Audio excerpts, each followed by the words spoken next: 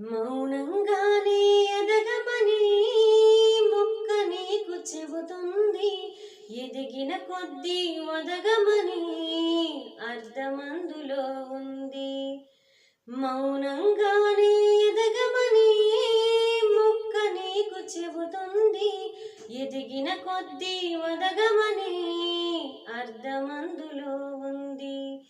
అపజయాలు కలిగిన చోటే గెలుపు పిలుపు వినిపిస్తుంది.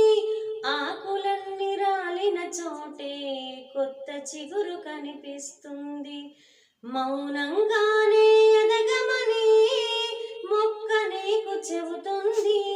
ఎదిగిన కొద్దీ ఒదగమని అర్థమందులో ఉంది. అపజయాలు కలిగిన చోటే గెలుపు పిలుపు వినిపిస్తుంది. ఆకులన్నీ రాలిన చోటే కొత్త చిగురు కనిపిస్తుంది. దూరం ఎంత ఉందని దిగులు పడకు నేస్తమా, దరికి చేర్చు దారులు కూడా ఉన్నాయిగా. భారం ఎంత ఉందని బాధపడకు నేస్తమా, బాధ వెంట నవ్వుల పంట ఉంటుందిగా. సాగర మదనం మొదలవగానే విషమే వచ్చింది.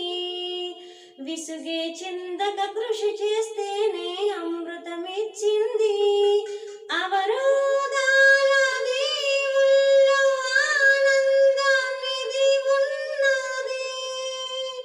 కష్టాల వారధి దాటిన వారికి సొంతమవుతుంది. తెలుసుకుంటే సత్యమిది, తలచుకుంటే సాధ్యమిది. మౌనంగానే ఎదగమని మొక్క నీకు చెబుతుంది. ఎదిగిన కొద్దీ ఒదగమని అర్థమంతులో ఉంది.